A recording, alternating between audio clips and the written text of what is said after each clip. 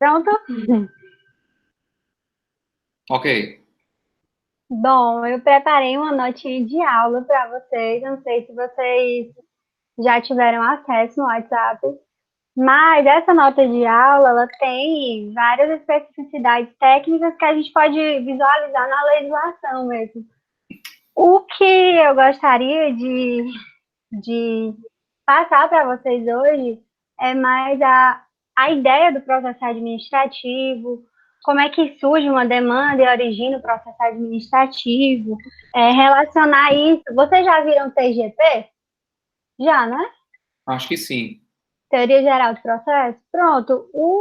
Eu queria relacionar Agora essas tem coisas. alguns alunos do curso de administração que não tem a teoria geral, e aí você não pega muito pesado no processo, tá bom? Certo, certo.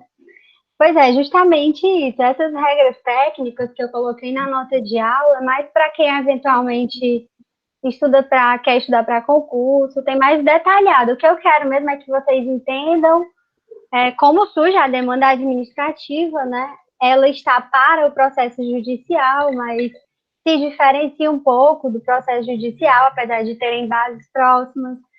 E o que eu quero mesmo é deixar essas coisas meio fixadas, sem que vocês se apeguem mesmo às coisas mais técnicas, porque vocês vão ter acesso à nota de aula, e na nota de aula tem todos os artigos da legislação que vocês podem consultar e saber mais sobre as regrinhas técnicas, certo? Bom, inicialmente eu coloquei aqui uma diferenciação da doutrina em relação ao processo e o procedimento.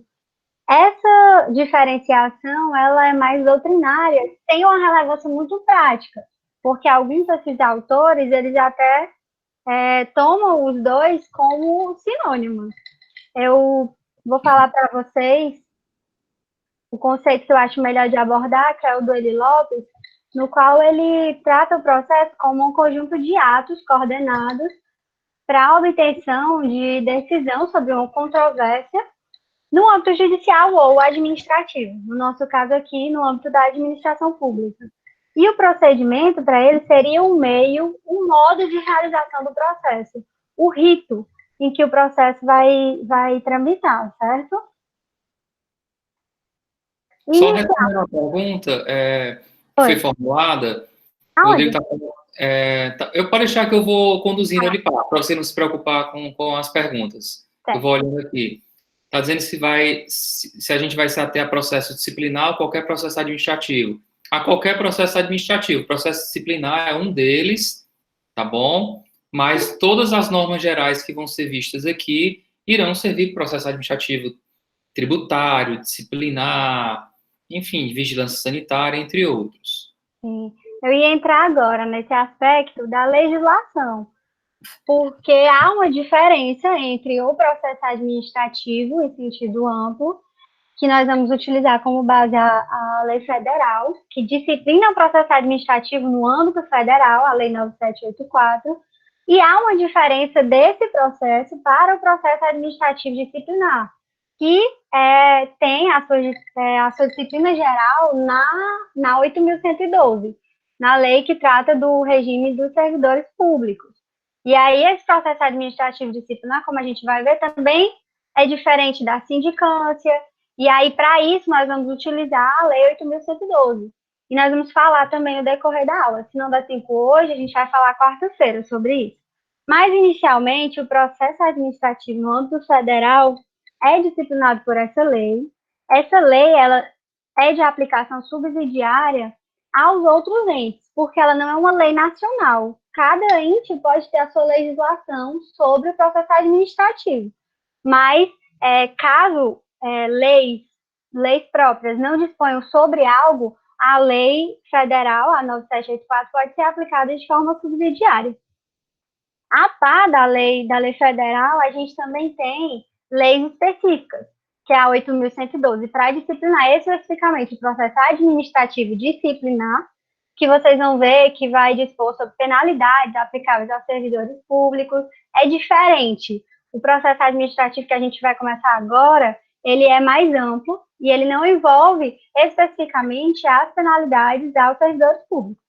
E também tem a Lei 9430, que trata do processo tributário federal de consulta, do processo fiscal, que é uma lei mais específica.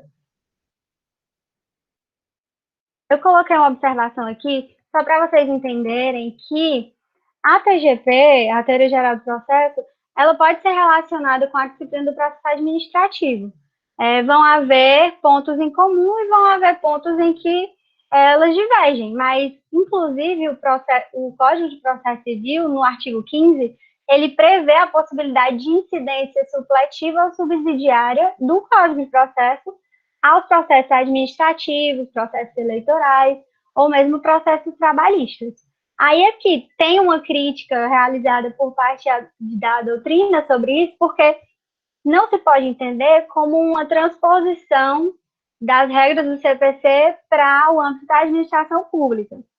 O que a gente pode ter realmente é uma comunicação, que ambos são processos e tratam de procedimento, do meio como vai se desenvolver, do trâmite desse processo, mas nós temos a esfera administrativa e a judicial. Por exemplo, quando eu quero quando eu quero algo da administração, quando eu quero, por exemplo, dar entrada na minha aposentadoria, eu me dirijo ao INSS, ou no caso do município, eu posso me dirigir ao órgão próprio, que trata, por exemplo, um IPMM, posso dar entrada nessa demanda administrativa inicialmente numa procuradoria. Eu não comentei no início para vocês, mas eu estagiei e eu trabalho numa Procuradoria Geral de município. Então, diariamente, eu estou lidando com demandas administrativas. Então, licenças de servidores, várias demandas que envolvem uma decisão da administração, uma postura da administração pública, vão ensejar um processo administrativo. Tem como citar como processo administrativo também o inquérito policial, que é disciplinado em sua maioria pelo CPP, ele é um processo administrativo, e isso tudo faz com que ele se diferencie do processo judicial. No Brasil, eu sei que vocês já tiveram essa aula no começo, no Brasil, vou até relembrar, a gente adota a unicidade de jurisdição. Então, o judiciário, ele dá a última palavra. E esses processos administrativos, eventualmente, podem ensejar uma demanda judicial. A gente vai ver mais lá para o final da aula sobre o controle do judiciário nesse âmbito dos processos administrativos. Mas, inicialmente, a gente trabalha com um sistema inglês, que é de unicidade. Então, o judiciário dá a última palavra, mas existem as duas esferas. A esfera que a administração pública atua e decide, e a esfera do judiciário, certo? Só uma colocação, foi feita uma pergunta, que tem alguns alunos que não são do direito e, por exemplo, a teoria do processo, ela é uma disciplina do curso de Direito e é uma disciplina que ela faz uma espécie de apresentação dos vários tipos de processos que existem, o processo penal, o processo trabalhista, o processo civil, o processo administrativo, tá? Então, é uma disciplina bem genérica sobre o processo, mas ela não é um pré-requisito para se estudar essa matéria que a gente está abordando aqui, que é o processo administrativo. Mas essa observação que a Mária colocou é bem pertinente, do artigo 15 do Código de Processo Civil. O Código de Processo Civil é uma lei geral de processo, é uma lei tão geral que ela é, inclusive, aplicada subsidiariamente no processo do trabalho, no processo penal, então, e no processo administrativo, né? Então, por exemplo, se você quer substituir um advogado no decorrer de um processo, como é que eu faço? Então, essas questões que são mais genéricas, geralmente o Código de Processo Civil aborda, não tem por que uma lei de processo tributário ou uma lei de processo administrativo disciplinar abordar questões referentes à substituição de advogados. Então, já que existe uma lei geral, que é o Código de Processo Civil, se você tiver alguma questão atinente à substituição de advogado, aí você vai atrás de consultar no Código de Processo Civil. Mas isso é para uma atuação prática, tá? Na questão de entender o que é o processo administrativo ou de uma prova de concurso, sim, você não precisa conhecer o Código de Processo Civil, de modo algum. O que você precisa saber é da informação que o Código de Processo Civil ele é aplicado subsidiariamente caso uma lei processual administrativa, seja ela disciplinar, seja ela tributária, seja ela, enfim, de pesos e medidas, qualquer que seja o assunto, ela não regule alguma temática específica. Aí você vai lá para a lei geral, ok? Então pode continuar. Certo, obrigada, professor. Eu trouxe para vocês, na nota de aula, os princípios do processo administrativo federal. Inicialmente, eu coloquei os princípios gerais, que o professor já tratou com vocês, então vou dar uma passada neles. E aí, o que vai interessar para a gente são os princípios específicos do processo administrativo. Isso não é abordado de forma uniforme pela doutrina, mas, em sua maioria, se entendem que os principais princípios são esses que eu coloquei aqui para vocês: a gratuidade, a oficialidade, a publicidade, o formalismo moderado, que eu vou explicar para vocês por que é dessa forma, a verdade material e a pluralidade de instâncias. Pelo princípio da gratuidade, entende-se que, diferentemente do processo judicial, aqui no processo administrativo, não há uma cobrança de custas, ônus de sucumbências ou honorários e alguns outros instrumentos desse tipo. Há uma predominância pela gratuidade, e esse é o entendimento, inclusive, da jurisprudência em relação a isso, porque há súmulas, tanto do STF quanto do STJ, tratando como inconstitucional a exigência de depósito, ou exigência de depósito para dar entrada em recursos administrativos, que a gente também vai ver hoje. Então, em regra, predomina a gratuidade nesse tipo de processo administrativo federal. Pelo princípio da oficialidade, entende-se que pode ser um poder dever da administração. Por ele, a gente consegue entender que há duas formas de se instaurar um processo administrativo. Essas formas, elas podem ser oriundas tanto do particular, eu procurar a administração pública para pedir a minha aposentadoria, ou pode ser por própria iniciativa da administração pública. Então, é diferente do impulso oficial que a gente vê no processo judicial, porque aqui a administração, ela mesma pode instaurar processos para analisar situações diversas. Só uma pequena observação referente à gratuidade que foi colocado, a despeito de estar absolutamente correto, que foi dito pela Mária. Por exemplo, no âmbito do Estado do Ceará, no processo administrativo tributário, se você procurar lá o CONAT, que é o Conselho de Recursos Tributários da Cefaz, eles cobram taxas, emolumentos, para que você mova lá um recurso contra um auto de infração. Tá? Então, tem muitos alunos aqui da contabilidade e eles vão lidar muito com isso. Porém, como a gente já tem jurisprudência predominante, muitos advogados ajuizam a ação para não pagar a taxa, né?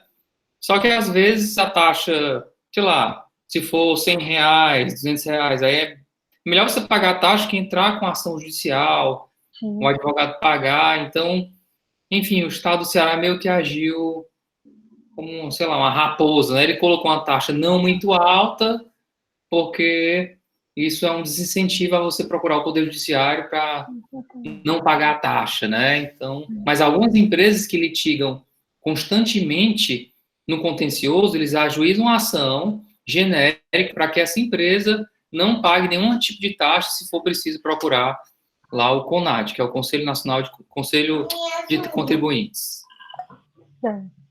Certeza. Há especificidades, né, de estados, municípios. Há especificidades que devem ser observadas. Até as próprias entidades da administração pública podem ter os procedimentos dos processos administrativos disciplinados de forma específica. Então, isso deve ser observado também. Pela publicidade, impõe-se à administração pública a atuação transparente. Isso vocês já devem saber, é amplamente conhecido por todos. Há algumas exceções estabelecidas, essas que eu coloquei para vocês, mas, em regra, deve-se dar publicidade a esses processos administrativos. O formalismo, ele é moderado. Por que ele é moderado? O processo administrativo, ele por se dar no âmbito da administração pública, é marcado por uma tentativa da administração de se aproximar do particular, por exemplo, a trabalhar no sentido de uma cooperação. Então, esse processo administrativo, ele é marcado por regras de formalismo que podem ser mitigadas. Não chega a ser informal, mas há uma cooperação entre a administração e o particular, o particular ou a pessoa jurídica que pode estar atuando ali no processo administrativo, interessado no processo administrativo.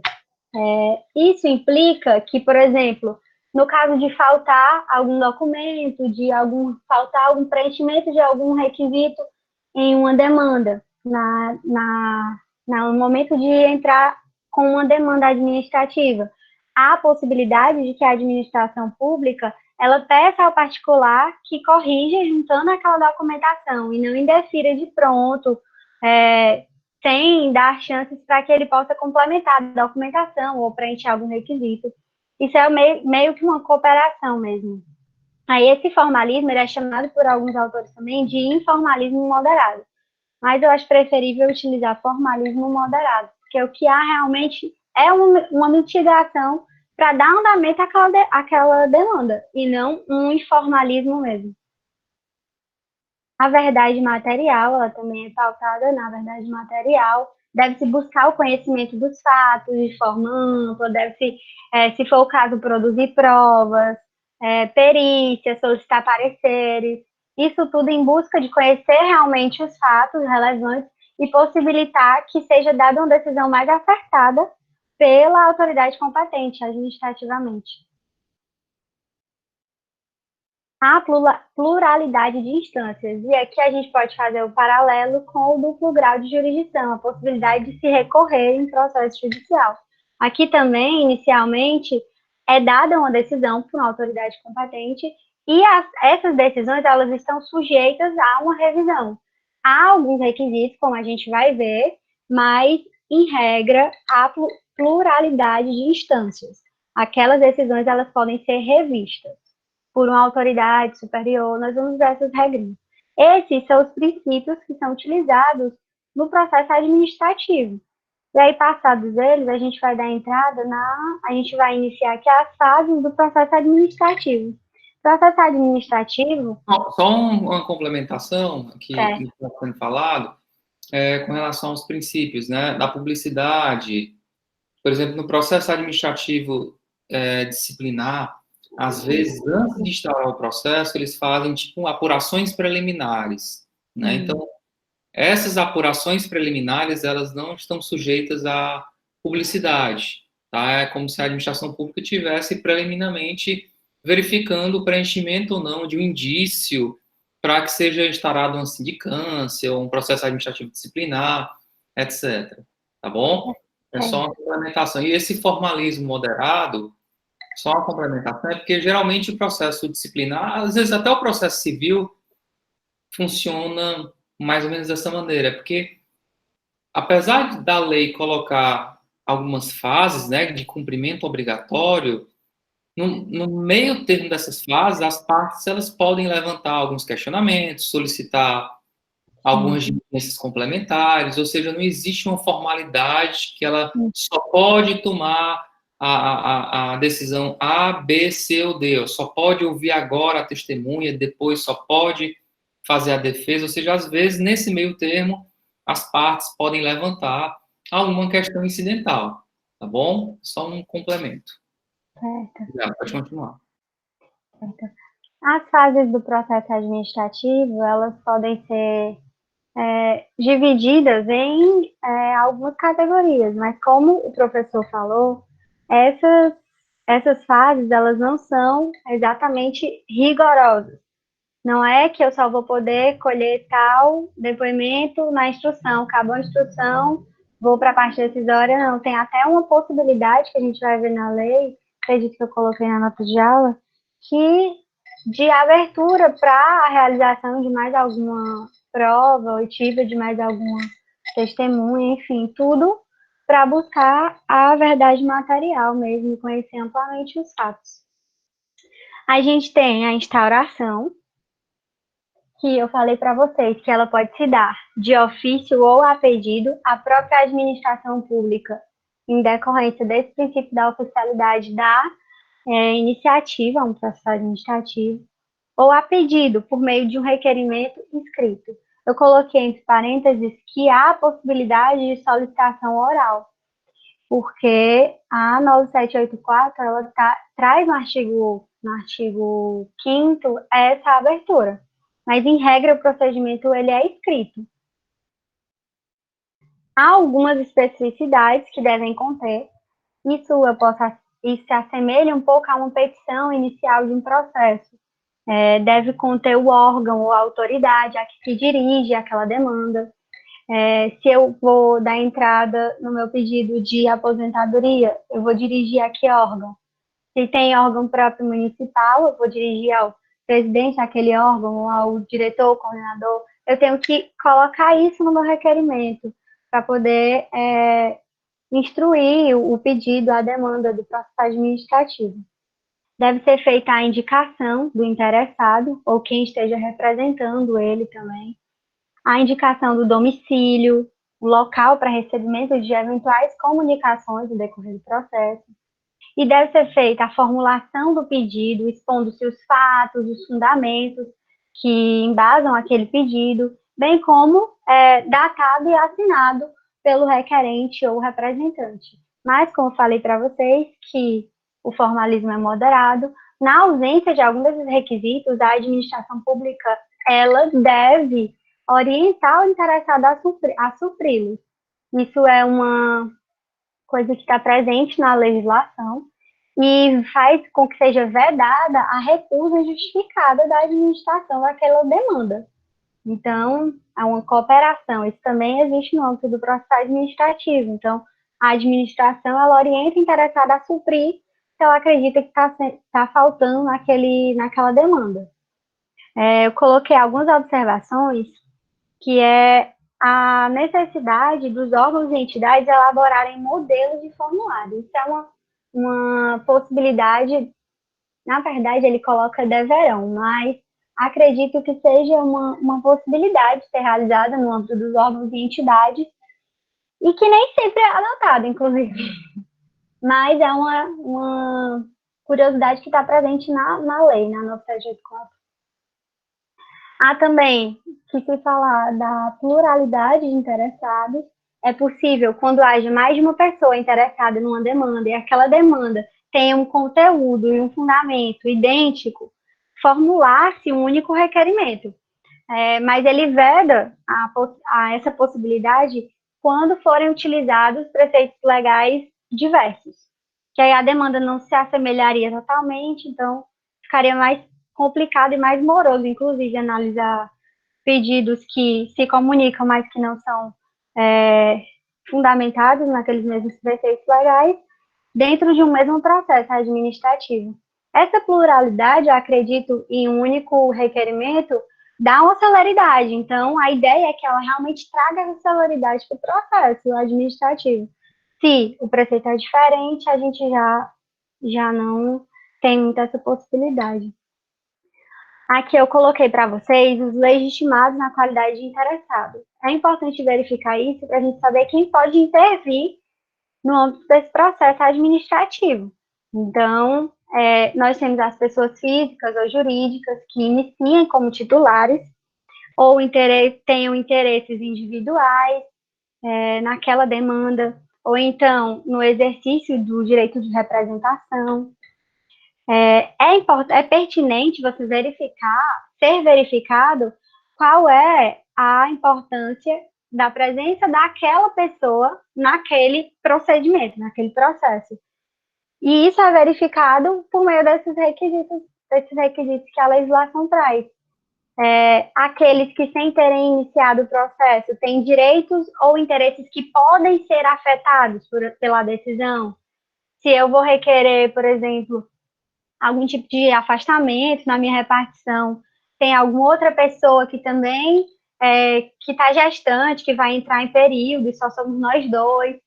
Se uma decisão administrativa puder afetar outra pessoa, ela se coloca na posição de interessada naquele processo.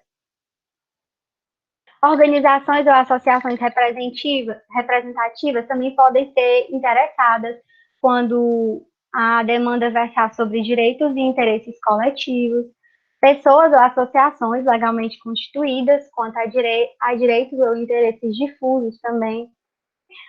A capacidade para atuar no processo, de acordo com o artigo 10 da legislação, é a maioridade, 18 anos, mas isso pode ser ressalvado, pode ter uma ressalva quando houver previsão específica em algum ato normativo. Como eu falei para vocês, essa lei ela vai disciplinar o processo administrativo federal de forma ampla. Então, podem haver especificidades em atos normativos próprios daquela entidade. E isso deve ser observado de acordo com o princípio da especialidade. Então, deve se atentar para esses atos normativos próprios de cada entidade, cada órgão que você vai dar entrada numa demanda administrativa. Assemelhando-se ao processo civil, a gente tem alguns casos em que as pessoas são impedidas de atuar no processo. No caso da autoridade que a gente vai, da autoridade que vai presidir aquele processo administrativo, né? Ela fica impedida ou suspeita de atuar por ter alguma relação ou interesse que seja direto ou indireto naquela demanda. Então, são os impedidos e são os suspeitos. Os impedidos são aqueles que possuem algum tipo de interesse direto, tenham participado ou venham participar como um perito, uma testemunha, ou em situações em que o cônjuge ou algum parente até o terceiro grau também esteja atuando naquele processo, ou esteja litigando judicial ou administrativamente com o interessado ou cônjuge. Então, a ligação entre as pessoas que participam do processo ela vai ser importante nesse momento, porque a depender do interesse ou do parentesco, essas pessoas, essas autoridades vão estar impedidas de atuar no processo administrativo.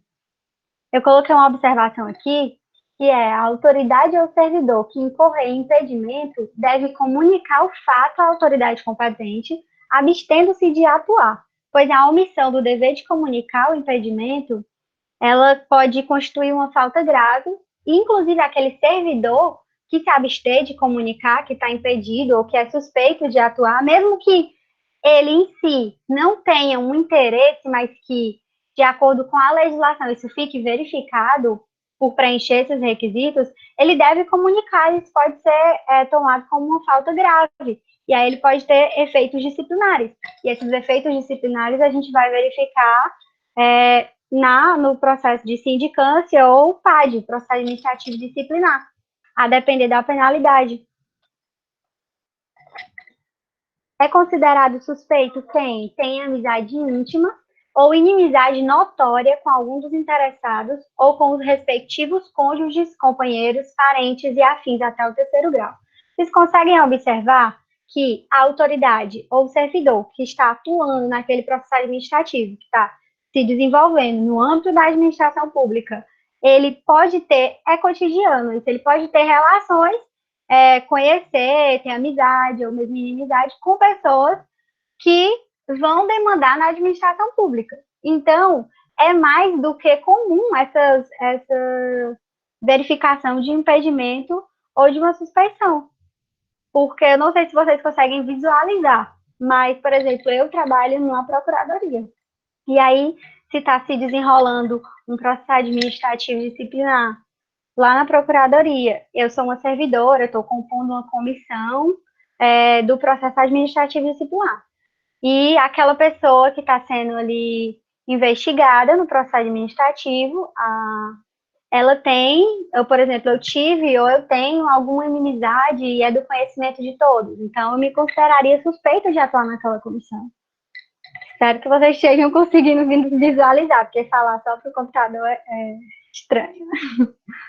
Eu coloquei aqui uma observação que o indeferimento de alegação de suspeição poderá ser objeto de recurso sem efeito suspensivo. É mais um detalhe técnico para vocês entenderem a possibilidade da pluralidade de instâncias. Finda a instauração, eu entrei com a minha demanda está lá bonitinha, preenche os requisitos, eu tenho meu pedido, tenho meus dados lá na demanda. A gente vai passar a instrução. A instrução, ela nada mais é do que a produção de provas que possam embasar a tomada de decisão.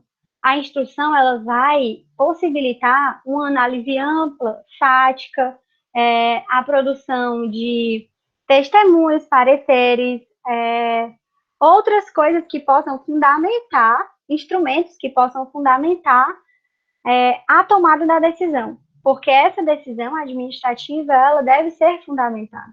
Nós temos que, a Constituição, ela prevê a fundamentação em relação às decisões. Então, tanto no âmbito judicial como no âmbito administrativo, deve ser realizada a decisão com base em uma série de fatos e de provas concatenados. Aquilo vai estar devidamente explicitado na minha decisão administrativa.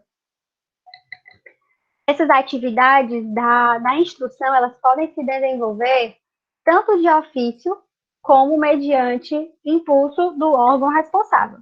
Eu tenho um processo administrativo se desenvolvendo, eu tenho um certo órgão que vai produzir um parecer sobre algum documento.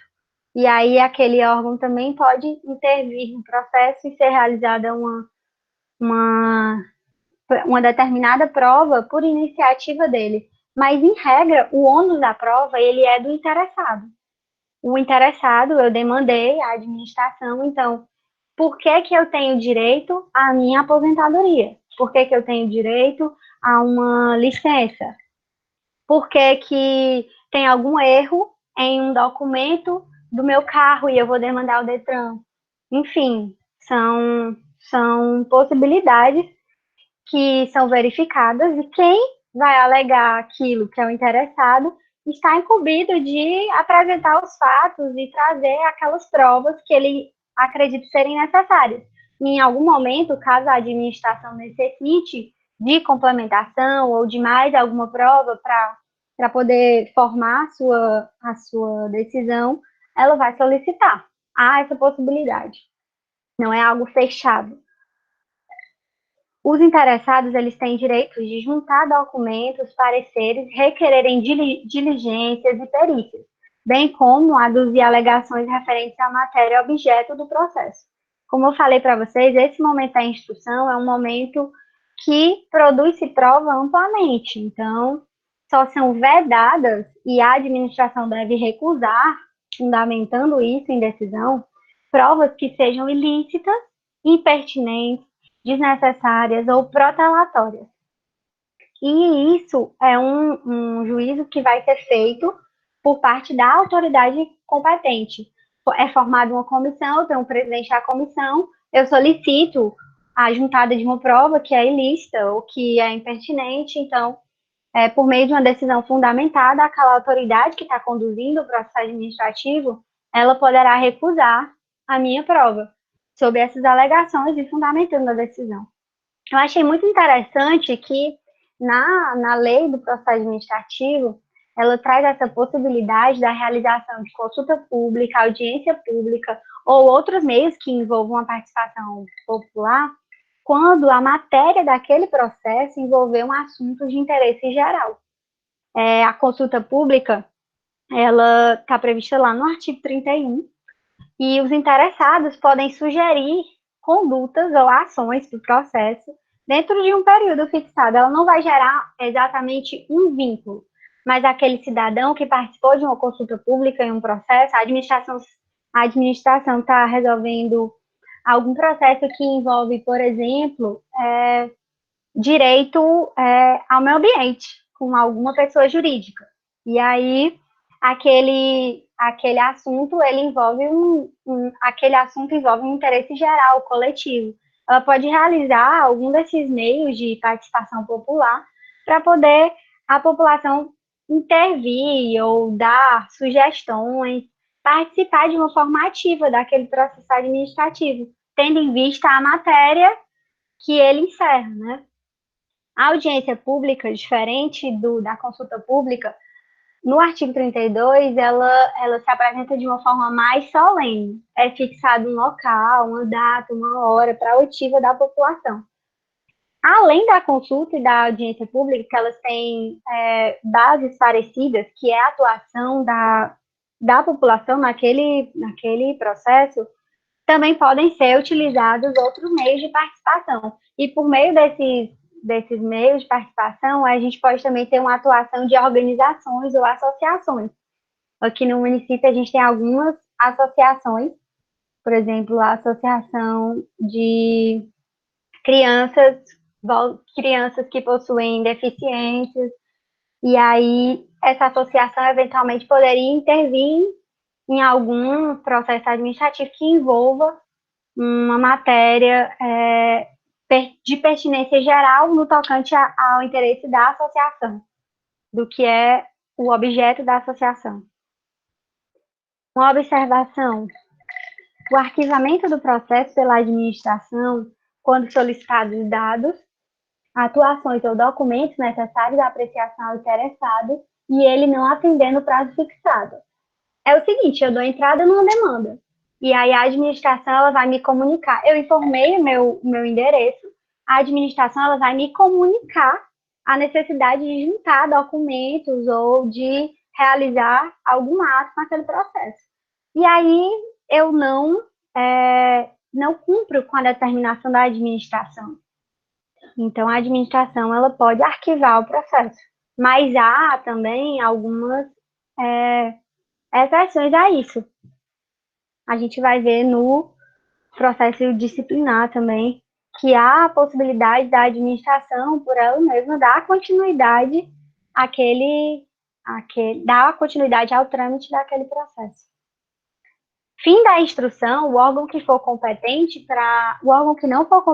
para emitir vai elaborar um relatório. Gente, esse relatório ele vai utilizar como texto tudo o que foi abordado durante a instrução, as provas produzidas.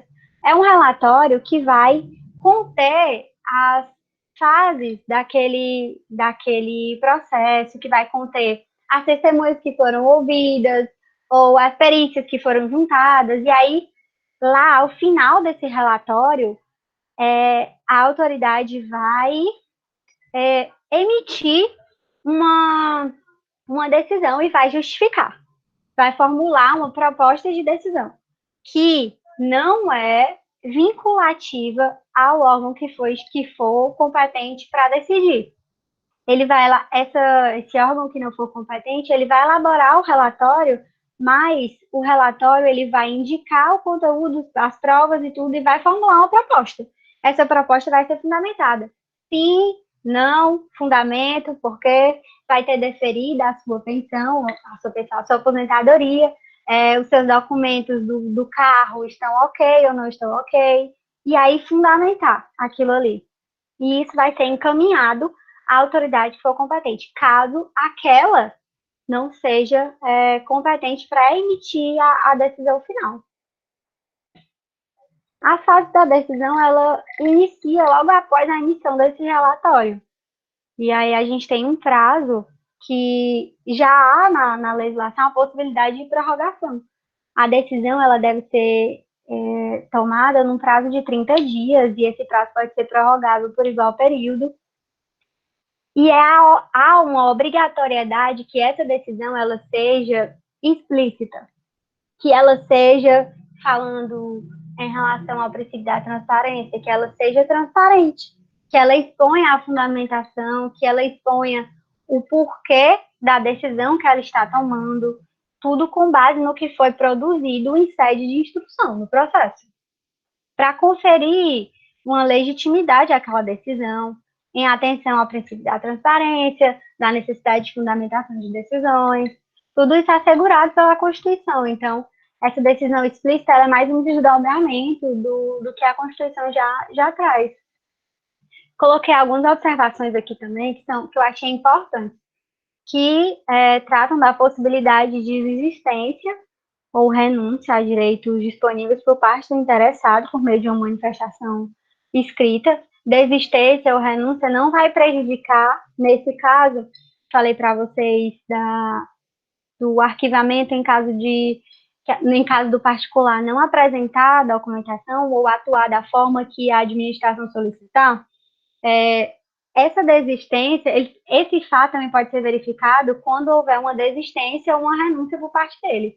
Essa desistência ou renúncia por parte dele não vai prejudicar o prosseguimento daquele processo se a administração considerar que o interesse público exige a continuidade. Vocês sempre têm que ter em mente os pilares da administração pública aqui.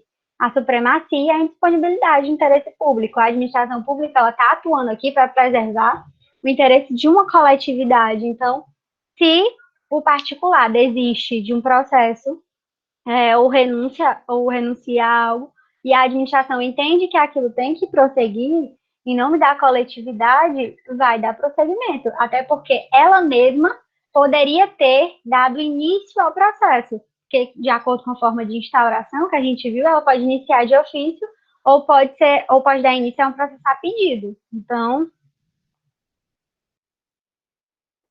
Um complemento sobre essa questão da renúncia, certo. E é muito comum em processo de aposentadoria ou em processo de promoção de um servidor, eles colocarem uma petição, uma espécie de formulário, tá, indagando ou meio que obrigando o servidor a renunciar a um direito qualquer. Por exemplo, em processo de aposentadoria que a pessoa tinha direito a umas licenças remuneradas que não foram gozadas, tá? Aí geralmente tem lá um documento: venho requerer minha aposentadoria, mas renuncio às minhas licenças não gozadas.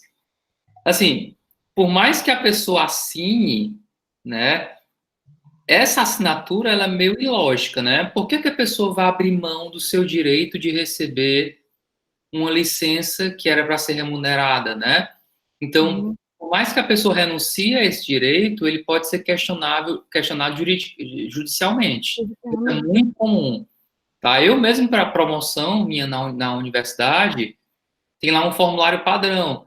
Tipo, se eu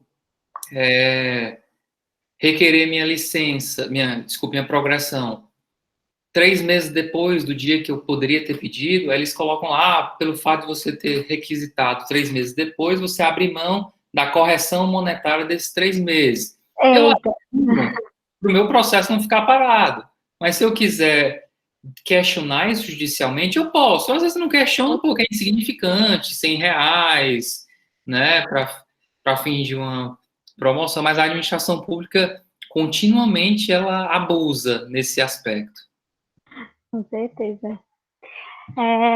Mais uma observaçãozinha é que, assim como a possibilidade de prosseguimento, também há a previsão, no artigo 52, da possibilidade da administração extinguir o processo se ela considerar exaurida a finalidade ou objeto da decisão, se tornar impossível ou inútil. Por exemplo, está em trâmite um pedido de aposentadoria, e a pessoa que pediu a aposentadoria,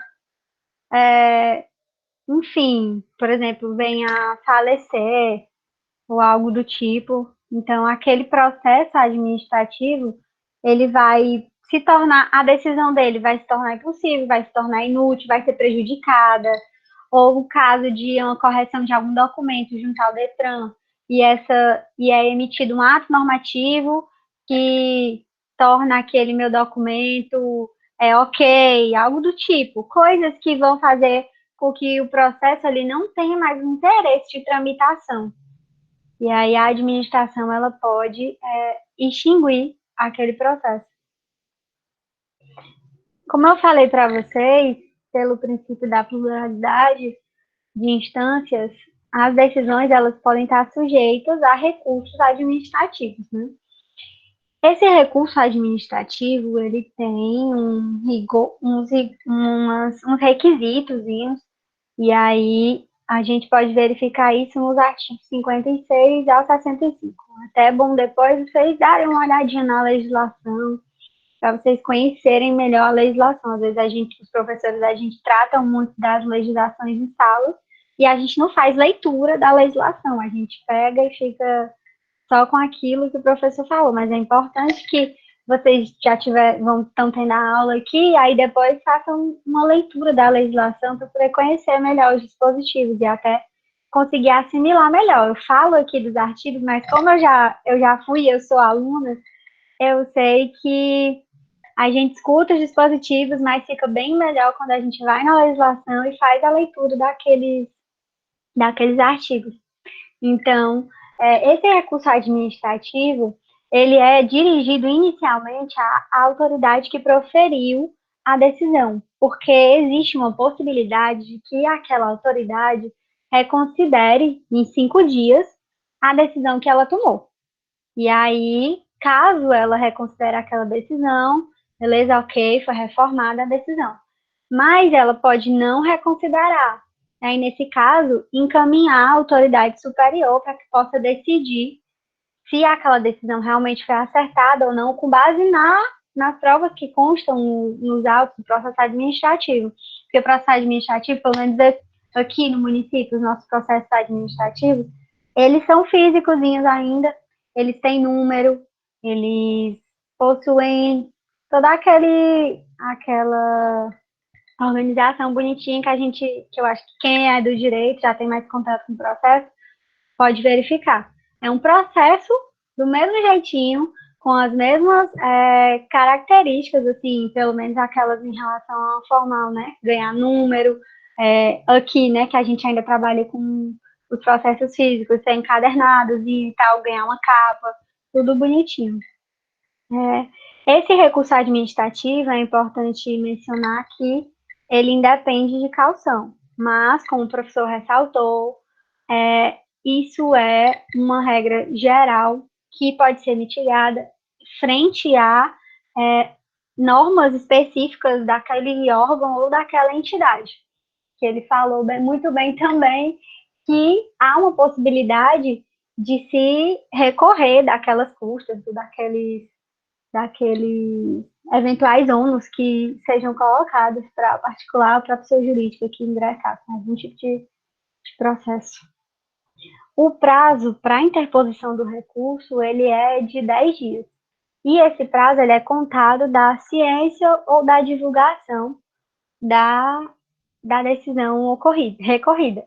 Muitas decisões a gente pode comunicar ao particular ou à pessoa interessada, ou então mesmo caso que se adote a publicação em diário oficial, algo do tipo.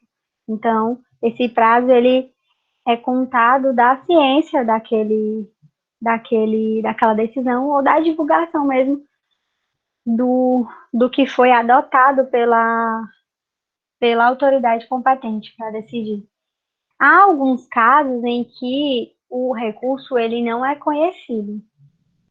Então, essa é uma previsão da legislação mesmo, que impede com que o recurso possa ter os seus efeitos, né? Um recurso apresentado fora do prazo, um recurso que for apresentado perante um órgão incompetente, ou um recurso por quem não é legitimado, um recurso após exaurir da esfera administrativa. No entanto, como a gente fala de um formalismo moderado, acredito que em certos casos, a depender, é possível tentar judicialmente, inclusive, assegurar ainda a garantia de um direito de recorrer, a depender, né? Claro que se você descumprir exatamente os requisitos que estão lá na legislação, mas vamos pensar, por exemplo, que eu protocolei e que a pessoa responsável por receber aquele meu recurso acabou colocando a data errada. Por exemplo, aqui no município, a gente ainda recebe muitas coisas físicas, né? Praticamente tudo. Então, a gente recebe um papel mesmo.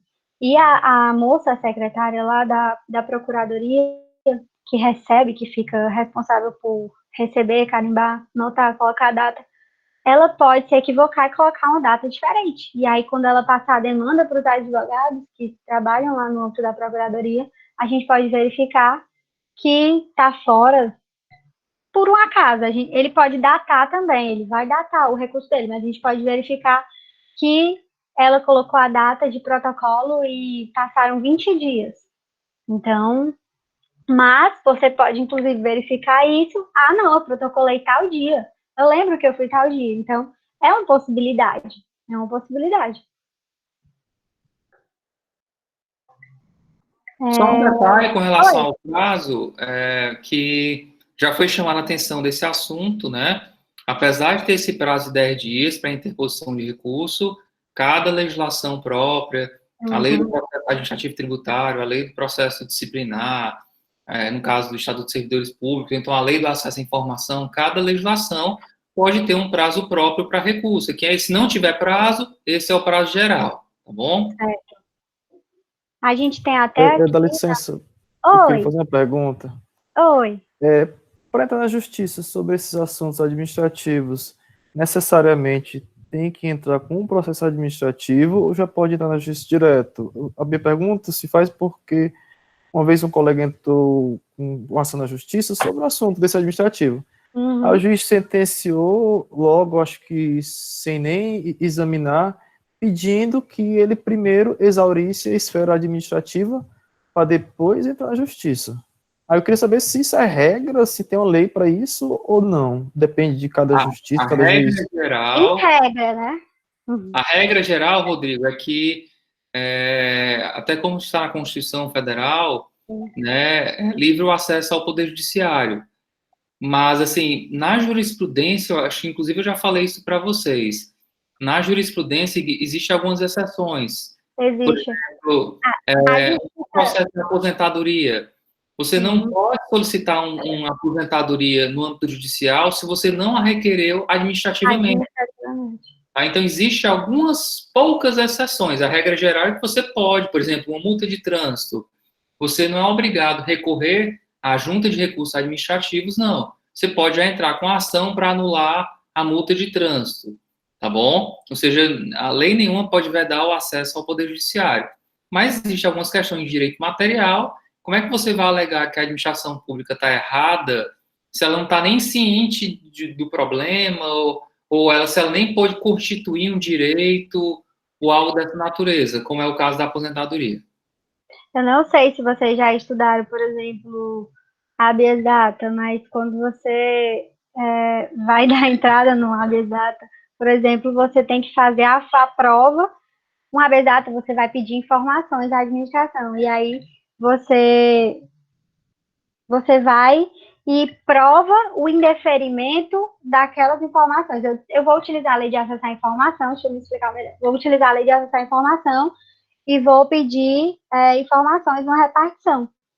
E aí essa repartição nega o meu pedido.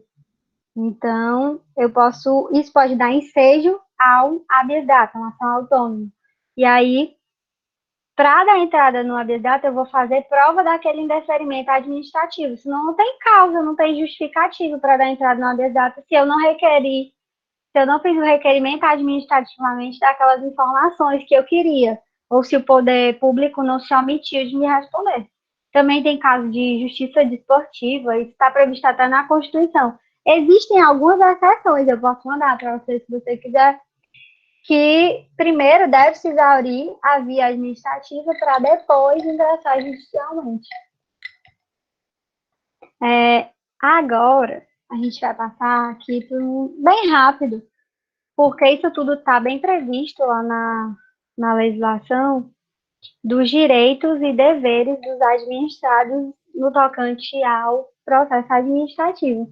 Mais uma disciplina geral mesmo, para atender, por exemplo, princípios de moralidade, de certa razoabilidade e tudo, para poder gerir mesmo aquele processo administrativo, para dar transparência, para possibilitar a ampla defesa contraditória quando for o caso.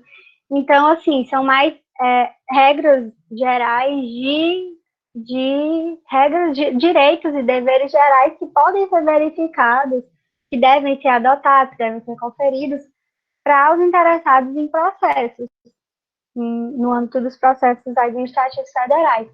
Alguns são ser tratados com respeito pelas autoridades, ter ciência da tramitação dos processos, ter vista dos autos, obter cópia.